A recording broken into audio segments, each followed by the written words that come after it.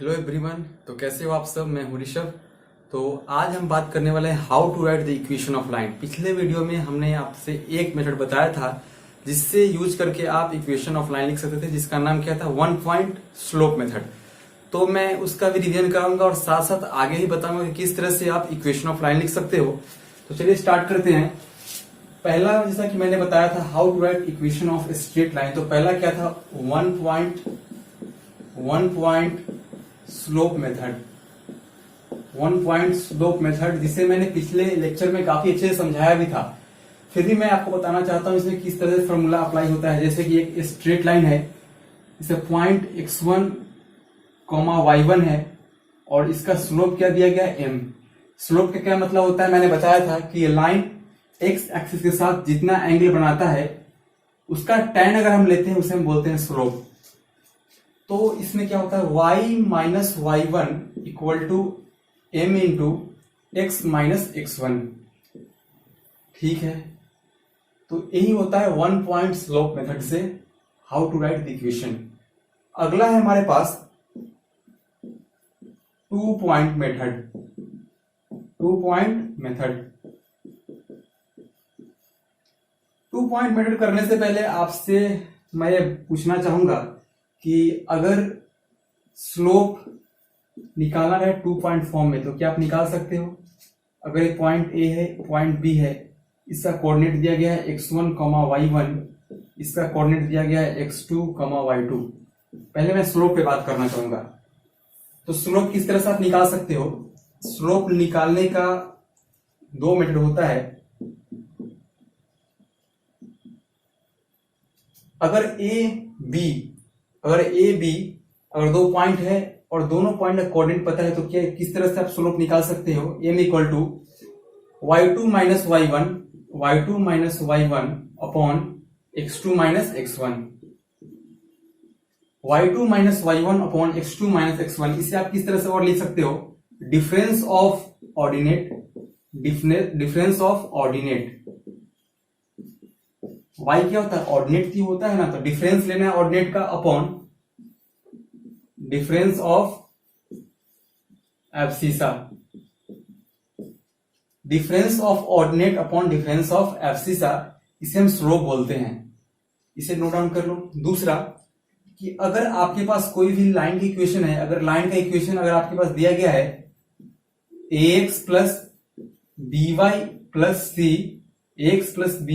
c equal to 0, तो इसमें slope क्या होगा, स्लोप m इक्वल टू, बहुत इंपॉर्टेंट कॉन्सेप्ट बता रहा हूं, स्लोप m इक्वल टू क्या होगा, इसे ध्यान से देखना है, माइनस a अपॉन बी।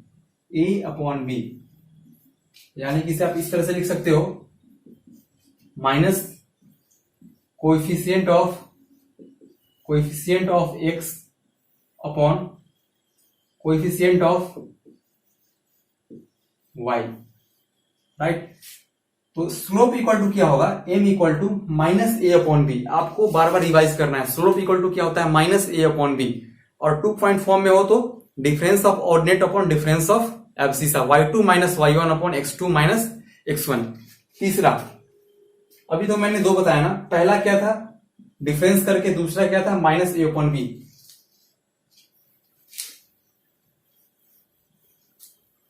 तीसरा, अगर आप स्लोप पूछे आपसे हाउ टू फाइंड स्लोप, तो m इक्वल टू अगर वह लाइन आपसे मैं बोलूं ये एक लाइन है जो पास कर रहा है x एक्सिस के साथ और 30 डिग्री बना रहा है, 45 बना रहा है, तो आपको मालूम चल गया कि स्लोप जो है इसमें क्या होना चाहिए। तो क्या करोगे आप, सीधे tan थीटा डाल दोगे, 45 बोलूं tan 45 1 हो जाएगा। तो अगर बोलता हूं कि एक लाइन जो है x एक्सिस के साथ 45 डिग्री बना रहा है तो उसका स्लोप क्या हो जाएगा, tan 45। यही तो बोला हूं, एंगल को tan के साथ लेना है और tan 45 क्या होता है 1, तो उसका स्लोप हो जाएगा 1।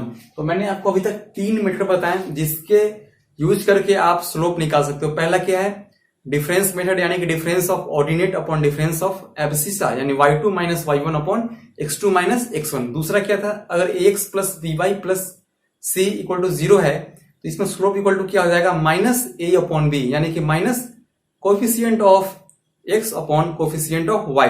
और तीसरा क्या है, अगर वो लाइन अगर थीटा एंगल बना रहा है एक्स एक्सिस के साथ, तो उस केस में हम क्या करेंगे, slope equal to tan theta. ये तो मैंने सबसे पहले बताया था। तो हमारा टॉपिक क्या था, स्लोप नहीं था, हमारा टॉपिक था how to write the equation of line. तो मैंने समझा कि ये जरूरी था बताना, तभी आप लिख पाओगे किसी भी लाइन के इक्वेशन। तो दूसरा मेथड हमारा क्या था, पहला बताया मैंने आपको क्या, 1.1 स्लोप। दूसरा हमारा क्या मेथड है,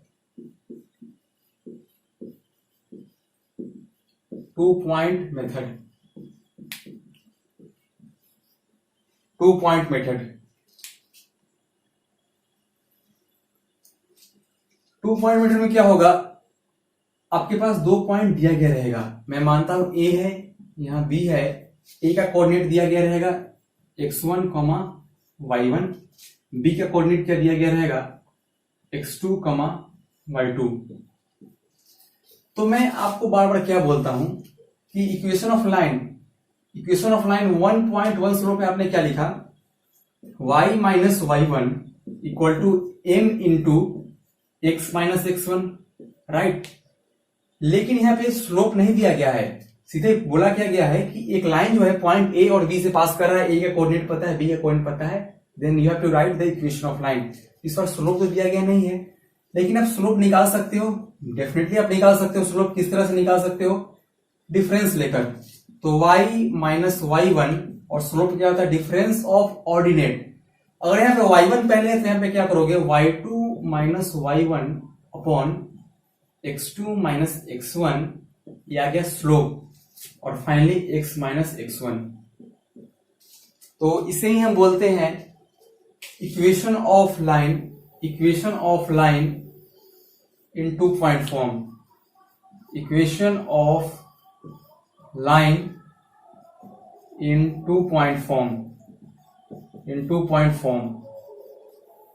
तो देखा, अगर मैं इस तरह से इक्वेशन लिखूं तो आपको क्या करना है, कंपेयर करना है। जैसे कि मैंने 1.1 स्लोप का मैं बार बार इसलिए जिक्र कर रहा हूं क्योंकि चीजों जो है एक दूसरे से इंटरलिंक्ड है। तो पहला मैंने क्या बताया था, y minus y1 equal to m into x minus x1। इन दोनों को ध्यान से देखना है। यहाँ पे क्या अंतर है, m के जगह पे क्या आ चुका है, m के जगह पे आ चुका है y2 minus y1 upon x2 minus x1। और मैंने जस्ट आपको क्या बताया है, स्लोप आप निकाल सकते हो किस तरह से, difference of ordinate upon difference of abscissa. मैं बार बार इसलिए एम्फसाइज कर रहा हूं ताकि कम से कम बेसिक चीजों को आप ना भूल पाओ। और इन चीजों को अगर भूल गए तो कोई फायदा नहीं है कि आप बहुत बड़े बड़े क्वेश्चन करो, IIT क्वेश्चन लगाओ या कहीं के लगाओ, कोई मतलब नहीं रखता है अगर आप बेसिक भूल गए हो तो इन चीजों को याद रखना। इसलिए मैं बार बार बोल रहा हूं। आप इसका स्क्रीनशॉट ले लो, अगर आप नोट्स बनाना नहीं चाहते हो तो कुछ भी करो, पर इसे आप कम से कम दिमाग में स्क्रीनशॉट ले लो, इसे सेव कर लो और बहुत हेल्प होगा। मैं बता रहा हूं कि अभी आपको लग रहा हो कि मैं क्या पढ़ रहा हूं क्या नहीं पढ़ रहा हूं, लेकिन बिलीव मी कि अगर आप एक बार मैं क्वेश्चन जब करना शुरू करूंगा ना, तो आपको लगेगा यार मैं सारे क्वेश्चन कैसे कर पा रहा हूं। तो उसका आंसर यही होगा कि आपने भी थ्योरी में ध्यान दे रहे हो। थ्योरी में भी ध्यान देखो तो क्वेश्चन में कहीं से भी दिक्कत नहीं होने वाली है, यह मेरा आपसे गारंटी है। तो अगर मैं इससे क्वेश्चन कराना चाहता हूं आपसे, आप क्वेश्चन जरूर सॉल्व करना खुद से। और देखते हैं पहले कौन करता है। आप वीडियो को पॉज करके आप क्वेश्चन को कर सकते हो। क्वेश्चन क्या है, मैं सीधे लिख रहा हूं यहाँ पे। क्वेश्चन है कि एक लाइन का इक्वेशन लिखना है। You have to write the equation of line passing through 2, 0 और दूसरा पॉइंट है वो लाइन का, वो पास कर रहा है -2, 3 से। तो उस लाइन की इक्वेशन आपको बताना है। तो लाइन जो होगा सो इससे पास कर रहा होगा, इससे पास कर रहा है, इस पॉइंट से पास करेगा। तो इक्वेशन किस तरह से लिख सकते हैं हम लोग, ये क्या है, x1, यह है y1, यह है x2, यह है y2। तो आप फॉर्मूला जानते हो ना, y minus y1 equal to m into x minus x1। लेकिन m क्या है यहाँ पे, y2 minus y1 upon x2 minus x1, difference of ordinate upon difference of abscissa. और यहाँ पे क्या है, x minus x1।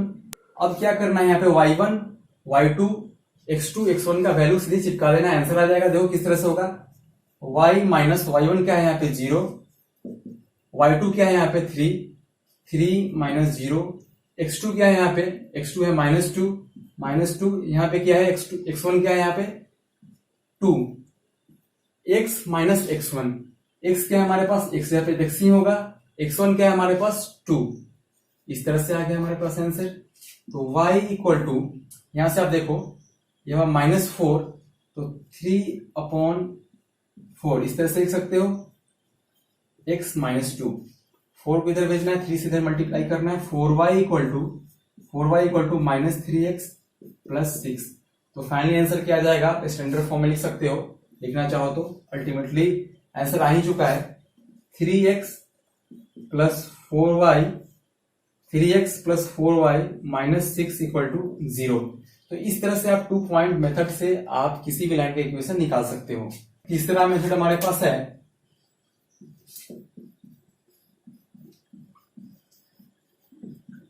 Intercept method. अब यहां पे एक नया टर्म आ चुका है, इंटरसेप्ट। तो इंटरसेप्ट होता क्या है बेसिकली, उसको हम पहले समझेंगे। तो ये ग्राफ है हमारे पास, ये कोऑर्डिनेट एक्सिस है, यहाँ पे x है, यहाँ पे है y।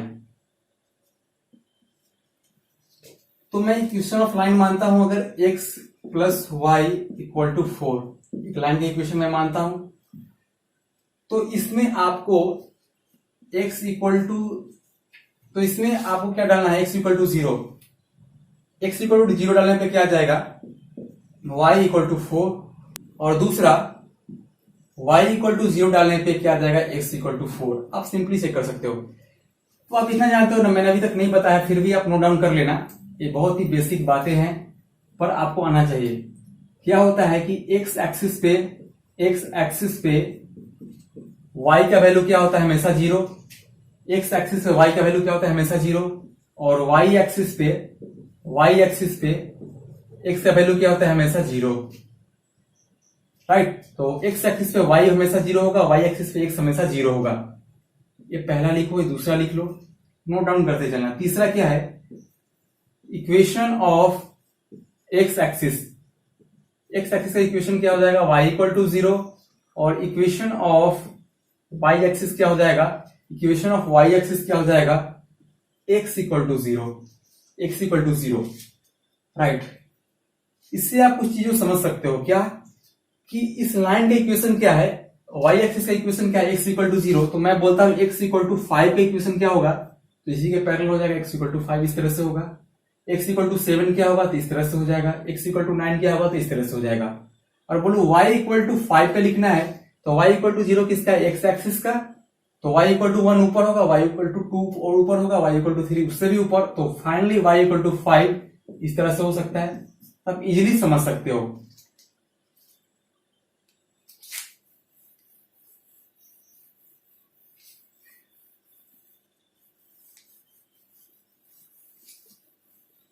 तो मेरा टॉपिक ये नहीं था, मेरा टॉपिक था इंटरसेप्ट फॉर्म में किस तरह से लाइन के इक्वेशन हम लिख सकते हैं।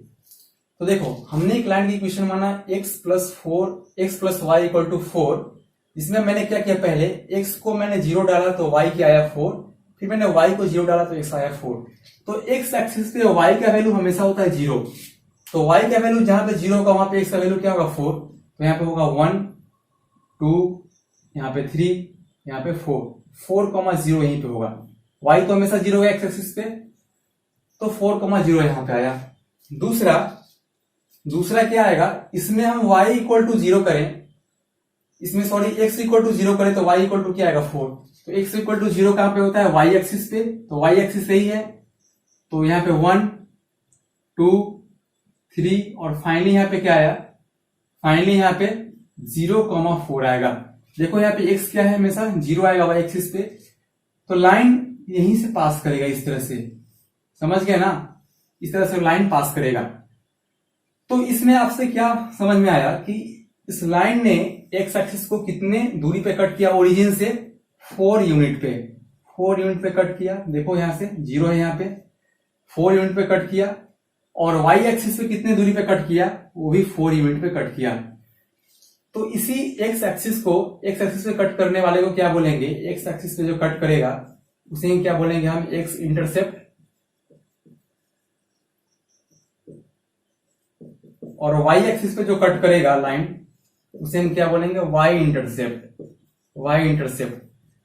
तो इस क्वेश्चन की अगर मैं बात करूं, एक्स इंटरसेप्ट का वैल्यू कितना है, 4 है, देखो 4 है, वाई इंटरसेप्ट कितना है, ये भी 4 है, राइट। तो अगर आपसे क्वेश्चन आए, क्वेश्चन ऐसा रहेगा कि you have to write the equation of line in which, you have to write the equation of line in which x intercept कितना है, एक्स इंटरसेप्ट है 3 और वाई इंटरसेप्ट आपके पास दिया गया है, वाई इंटरसेप्ट दिया गया है 2। तो बहुत ही सिंपल इसका एक फॉर्मूला होता है, आप लिख सकते हो कि अगर किसी भी क्वेश्चन में एक्स इंटरसेप्ट पता हो, वाई इंटरसेप्ट पता हो, तो सिंपली लिख सकते हो, इसका आंसर हो जाएगा x/3 plus y/2 equal to 1। इसे हम जनरलाइज करने की कोशिश करें तो आप नोट डाउन कर सकते हो कि अगर एक्स इंटरसेप्ट, अगर किसी भी, मैं सभी क्वेश्चन के लिए कर रहा हूं कि अगर एक्स इंटरसेप्ट अगर आपके पास a है, y इंटरसेप्ट आपके पास b है, तो इक्वेशन ऑफ लाइन क्या हो जाएगा, x/a plus y/b equal to 1। इसे नोट डाउन जरूर कर लेना, क्योंकि अभी तक मैंने आपको 3 मेथड बता चुके हैं इक्वेशन ऑफ लाइन का लिखना। तीसरा मेथड यही है कि एक्स इंटरसेप्ट और वाई इंटरसेप्ट के फॉर्म से भी हम इक्वेशन ऑफ लाइन लिख सकते हैं। तो आज का वीडियो यहीं पे कंप्लीट करना होगा। और आज की वीडियो में हमने क्या क्या किया उसे मैं क्विक रिवीजन कराता हूं। आज हमने बात किया थोड़ा स्लोप के बारे में। पहला मेथड होता है इक्वेशन ऑफ लाइन लिखना 1.1 स्लोप। दूसरा होता है 2 पॉइंट फॉर्म में। 2 पॉइंट फॉर्म से हम किस तरह स्लोप लिख सकते हैं, जैसे difference of ordinate upon difference of abscissa. तीसरा था इंटरसेप्ट फॉर्म में किस तरह से लिख सकते हैं। और इतना ही था, बस ये 3 टॉपिक था। तो कल के वीडियो में हम बात करेंगे कि एंगल्स, लाइन कितना एंगल्स बनाता है एक्स एक्सिस के साथ, वाई एक्सिस के साथ, और वहां से इक्वेशन लिखना रहे तो हम किस तरह से लिख सकते हैं, इस पर हम बात करेंगे। तो आज की वीडियो में इतना ही। Thanks for watching. God bless you all.